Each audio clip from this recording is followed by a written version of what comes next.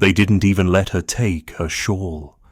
The door closed so hard it shook the frost from the eaves, and Martha stood on the stone steps, breath shivering in the winter air, one hand on her swollen belly and the other clenched into a fist. Behind that door was the manor where she had scrubbed floors, boiled sheets, and whispered lullabies to children not her own. Behind it stood the lady who once promised her protection, and the master who had whispered lies into her ear by candlelight. But out here there was only silence, and snow, and the shame sewn into her skin like a brand. She walked until the wind stopped stinging and the numbness took over, past frozen hedgerows, past the blackened husks of winter trees, until she reached the chapel by the woods. It was a place she had passed 100 times, never entering, only hearing whispers of the monk who lived there, a man who had taken a vow not only of silence, but of solitude. They said he once fought in wars and buried his voice with the dead. They said he hadn't spoken a word in 20 years. Martha didn't care. She only needed a corner of dry floor and one more day to figure out what to do. Her knock was barely more than a breath. No answer. She leaned against the wood, ready to collapse, when the door creaked open. No one spoke. But a man stood in the shadows, robes dark, eyes steady, a candle in one hand. She opened her mouth to beg, but no words came. She didn't have to. He stepped aside. She entered. The warmth inside was almost cruel in contrast. Her legs gave out, and she sank to the stone floor, trembling. He didn't touch her, only placed a folded blanket at her side and set a bowl of broth on the table nearby. And then, quietly, he sat across from her and watched the fire. Martha closed her eyes as tears slid down her cheeks. She hadn't been looked at like a person in weeks. In one silent act, she was seen. And that was the beginning. Martha awoke to the smell of warm bread and the hush of snowfall brushing against stained glass windows. For a moment, she forgot where she was, until her eyes met his. The monk was already seated in the corner, writing something into a small, leather-bound book, a pot of ink at his side, his movements precise and slow. She sat up too quickly, wincing as her belly tightened. He didn't flinch, didn't rise. He simply turned the page and held it out toward her. You may stay as long as you need. Speak nothing if you choose. This is a place for silence and survival. Her lips parted, but she found no voice. Only the rush of gratitude filling the hollow spaces inside her.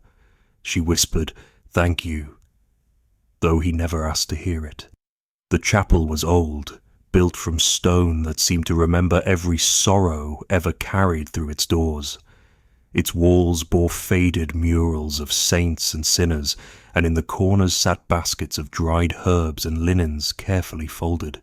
She learned quickly that he did not pray aloud. His prayers were in the way he lit candles, the way he repaired the roof with aching fingers, the way he placed bread beside her every morning without fail. She began to help, slowly at first, sweeping ashes, sorting roots, mending a torn robe with shaking hands. She found the silence unbearable the first few days, like a scream pressed against her skin. But slowly, she began to understand that silence could be kind. It could make room for breath, for thought, for healing.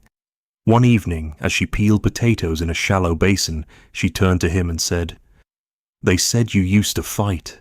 He looked up, paused, then wrote, "I fought to kill. Now I keep the peace. That is enough." She nodded. "And yet, you still opened your door." He didn't write that time, just smiled faintly and handed her a small scrap of wool for her aching back. That night, Martha slept without dreams. For the first time in months, no voices haunted her, no memories crawled beneath her ribs, only the hush of wind, the smell of pine smoke, and the knowledge that she had not been turned away. Not this time. The mist came early that morning, curling through the chapel garden like breath on a mirror. Martha was outside, hanging linens across the low stone wall, when she saw the figure, distant, cloaked, moving with purpose along the tree line. Her fingers froze. Few came near this place, especially not women alone. She turned toward the chapel door, ready to call for the monk, though she knew he would never answer aloud. But before she could move, the figure raised a hand, not in greeting, but in warning.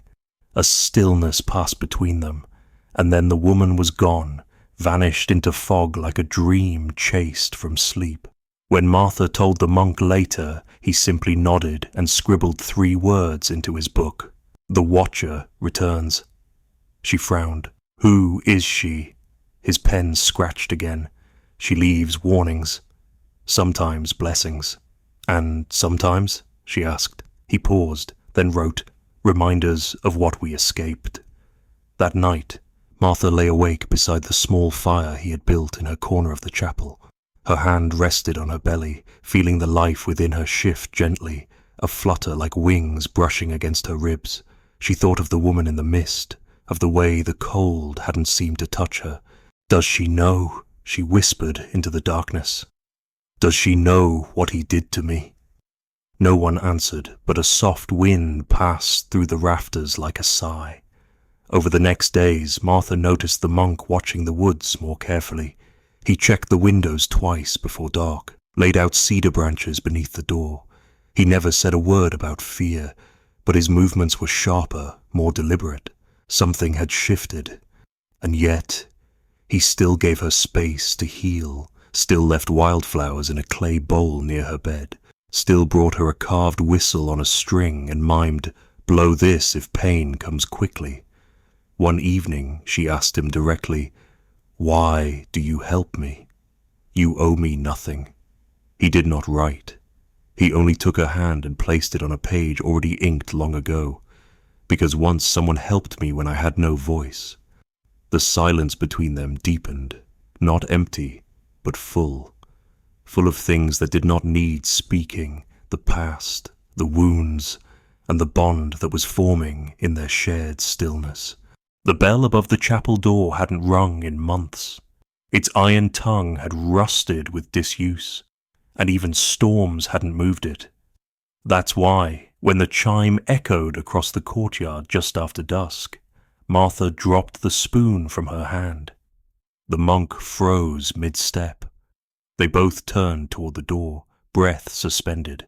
A second ring followed, louder, deliberate. Not wind, a man. The monk stepped forward first, pulling the bolt back with care, his eyes scanning the dusk beyond the threshold. Martha stood behind him, hand on her belly, heart thrumming like the bell itself. The man outside wore a fine coat, but it was dirt-stained and wet at the hem. His boots had once been polished, but no longer. And though he wore a confident face, his eyes twitched nervously when they landed on Martha. "Is she here?" he asked. "The maid, Martha." Her blood turned to ice. The monk didn't move, didn't nod, didn't blink. "I am her brother," the man said, too quickly. "I've come to bring her home." Martha stepped forward. "I don't have a brother." The stranger flinched, then narrowed his eyes. "They're looking for you. You know that, don't you? The master says you stole from him, that you ran off with a child that wasn't yours to keep." She felt the monk's hand brush her elbow, steadying. She didn't shrink back. "Tell the master this," she said slowly, "that I'm not afraid of him anymore. That this child is mine, that I will not return." The man laughed. "You think a monk can protect you? He won't even speak your name."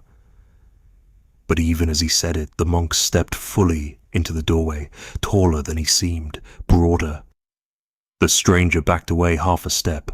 "I'll be back," he snapped, "with men who don't care about prayers." And then he turned and vanished into the trees. The door shut with a weight that settled deep into Martha's bones. The monk turned to her, jaw tense. He picked up his book and wrote slowly, deliberately. "Some men are storms, but storms pass We will endure. That night, she didn't sleep. She watched the fire and traced the outline of her belly. The child kicked once.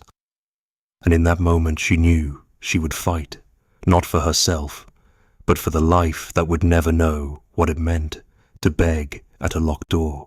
The snow began to fall harder the next morning, layering the chapel roof like a warning written in white. Martha lit the fire before dawn, her fingers trembling not from cold, but from memory. She kept hearing the man's voice, his lie, the arrogance in his stance, the threat coiled behind his smile. The monk moved through the chapel as he always did, silent, deliberate, but Martha could see it in the way he gripped the handle of the axe outside. He was preparing. By midday, the mist thickened again, and with it came something older than fear. Martha stood at the window when she saw a shape near the edge of the trees, not a man this time, but the woman from the mist again, standing still, hood down, long grey braids swaying in the wind. Martha opened the door and stepped barefoot into the snow. The woman didn't move. "Who are you?" Martha asked, her breath turning to vapour. The woman lifted her chin. "I was the last girl he cast out, the one before you." Her voice was wind-thin, but it sliced through silence like glass. "They buried me without a name, but I never left." Martha's chest tightened. "Why show yourself now?" "Because you stayed," the woman said simply. "Because you didn't crawl back." Martha took a trembling step forward. "What do you want from me?" The woman looked toward the chapel, where smoke curled gently from the chimney. "To tell you that they will come tonight, but you are not what you were when they left you in the cold." Then she stepped backward, vanishing like breath against glass. Martha stood in the snow for a long time before returning inside. She found the monk sharpening a blade at the table. She didn't stop him. She sat beside him instead, took up a second blade, and began cleaning it with cloth and oil. "They'll come tonight," she said. He didn't write. He didn't need to. His eyes met hers, steady, brave. As the light faded, she wrapped her belly in warm linen, layered her shawl tight, and lit every candle in the chapel. She did not pray. She stood, a maid no longer, a mother rising. And when the knock came again, she didn't flinch. She opened the door. They didn't come with mercy. They came with torches. 3 men, cloaks dusted with frost, boots crunching across the chapel stones. The one in front wore the same smugness as the stranger before, only now it was darker, sharpened by power. Martha stood in the doorway, back straight, firelight flickering behind her. Her hand rested over her belly, her voice steady. "This is holy ground." The man snorted. "It's a pile of rock hiding a thief and her bastard." He stepped forward, brushing snow from his gloves. "We've come to collect what's owed." Before she could speak, the monk appeared beside her. No robe tonight. He wore a worn leather tunic and carried no book, only the weight of silence and something old in his eyes. The leader chuckled. Still mute, fitting for a man who hides behind women. The monk didn't move, but when one of the men reached for Martha's arm, he acted. In a single motion, the monk struck the torch from the man's hand and stepped between them, blade drawn, not to threaten, but to promise. A warning without words. "We have papers," the leader barked. "You'll be dragged back, lawfully or not." "And tried by whom?" Martha asked. "The same men who took my silence as guilt." She stepped forward now, the monk beside her like a wall of stone. "I was cast out because I bore truth in my womb, not shame, and I won't hide it anymore." The second man hesitated. The youngest among them, no older than she was, lowered his eyes. "She carries no sin," he whispered. "Let them be." "Coward," the leader hissed, but the wind shifted then, sudden and sharp, extinguishing every torch in their hands. From the trees came the low groan of bending branches, the same sound heard before a storm breaks. The monk raised one hand, open, calm, commanding. The others faltered. They hadn't come expecting faith to have teeth. They turned, muttering threats, but they turned nonetheless. Martha didn't smile. She only closed the chapel door as the wind died down. She turned to the monk. "You didn't raise your voice," she said, "but they heard you." He picked up his book and wrote just one line. "Silence speaks loudest when you stand in its light." And beside the fire they sat in quiet, knowing the storm had passed, because they stood through it together. The snow didn't melt the next morning, but something in the air had changed. Peace, maybe, or simply the absence of fear. Martha moved through the chapel slowly, her hands pressing against her lower back, her belly heavy with life and nearing time. She swept the floor with quiet purpose while the monk chopped wood beneath the pale light. Neither spoke, but neither needed to. The silence between them was no longer made of distance. It was full of understanding. That night, as they sat by the fire, Martha stared into the dancing flames, watching as the last splinters of one of the intruder's torches burned down to glowing chab or ash. "Do you ever miss your voice?" she asked softly. The monk paused, then picked up his journal. "Not the sound. Only the things I never got to say," she nodded slowly. "I've spent most of my life speaking and never being heard." The flames crackled in answer. Outside, the wind was soft now, brushing against the chapel stones like a lullaby. She stood slowly, wincing at the weight of her child, and walked to the altar. There, she lit a single candle, not for the saints painted on the wall, not for the master who tried to bury her in shame, but for herself. "I name this child now," she said quietly, "before the world tries to steal that right. If it's a girl, she will be called Elin. If a boy, Bram." The monk rose from his place and joined her. He placed a small stone on the altar, worn smooth from river water. She recognized it as one he'd carried in his pocket since she arrived. It was not a prayer, it was a promise. That the child would be born under protection, not pity. That no matter what name was written in the chapel's registry, the truth would not be erased. As she turned to return to her bed, a sharp pain struck through her side. She gripped the pew, her breath caught.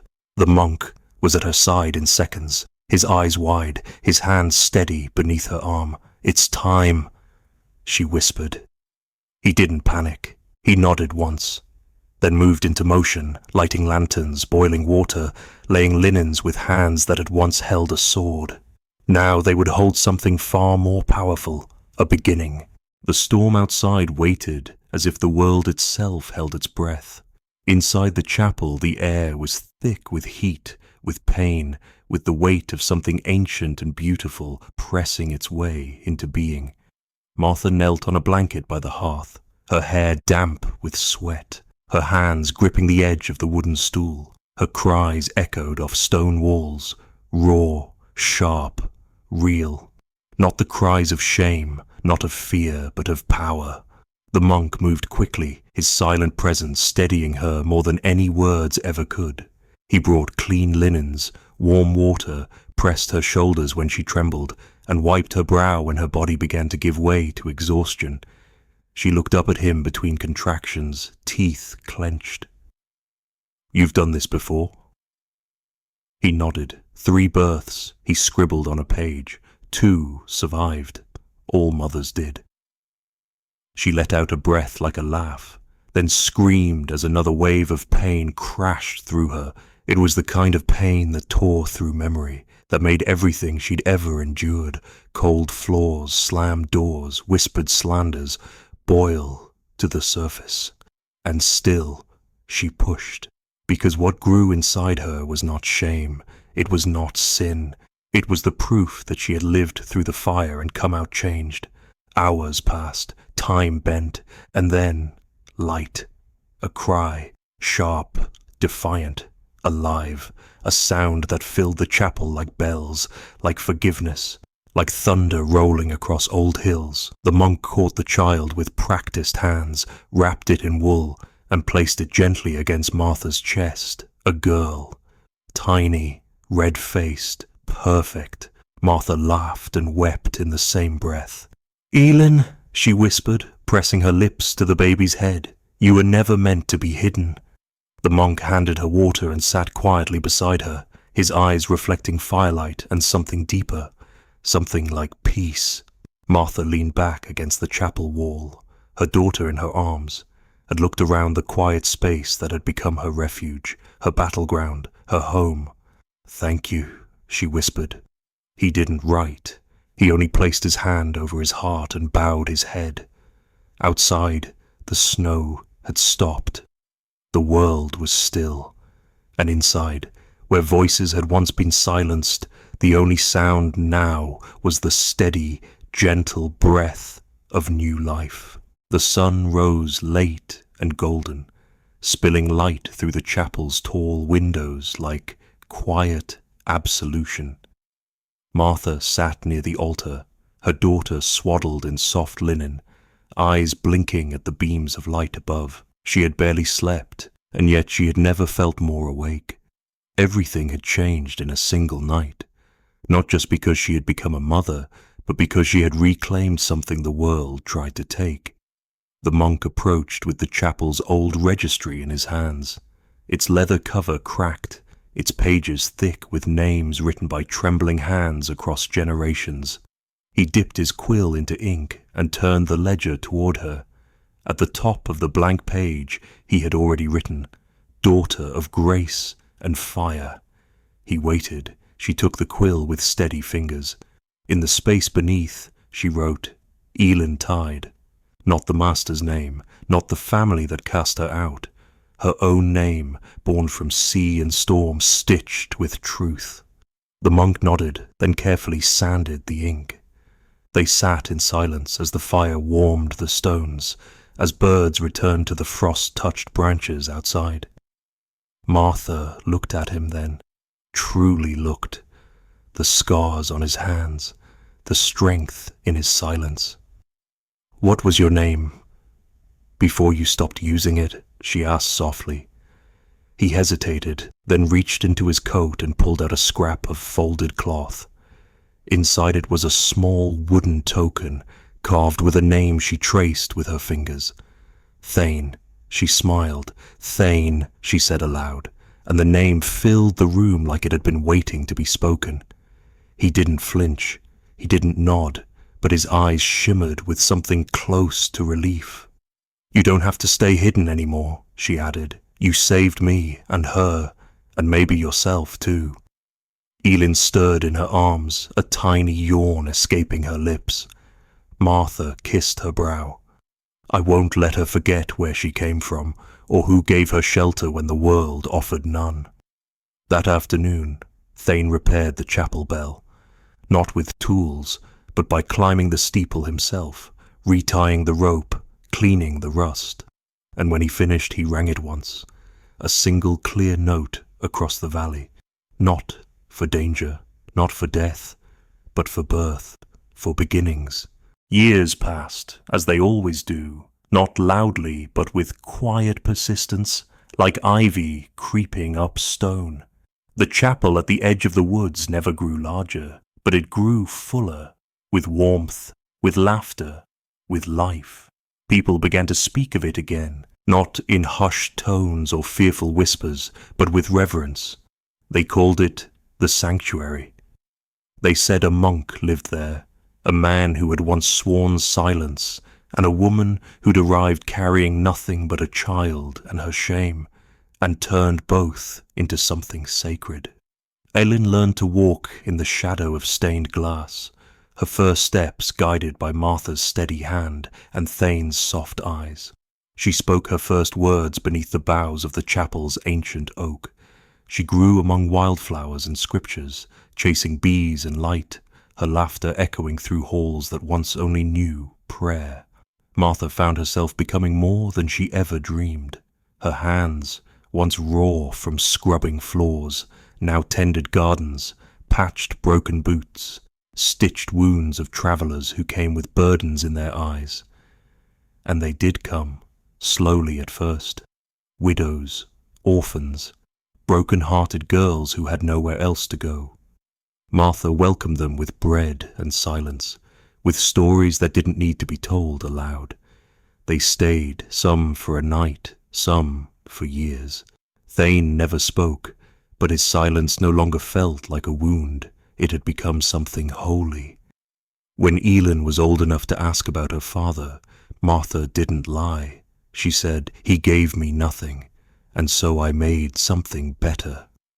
On the spring of Elin's 7th year, Martha climbed the hill with her daughter at her side and looked down at the path that once led her here, pregnant, alone, and cast out in the cold. Now it was lined with flowers, tended by hands that knew sorrow but no longer bowed to it. The chapel bell rang every Sunday now, not for doctrine, but for remembrance. For all the women who had knocked and been turned away, for the ones who never returned. And on that hill, Martha whispered to the wind, "We survived." The wind carried it like a hymn, and somewhere between the earth and sky, where pain had once been planted, love had grown wild and deep, quiet, unshakable, and exactly where the light belonged.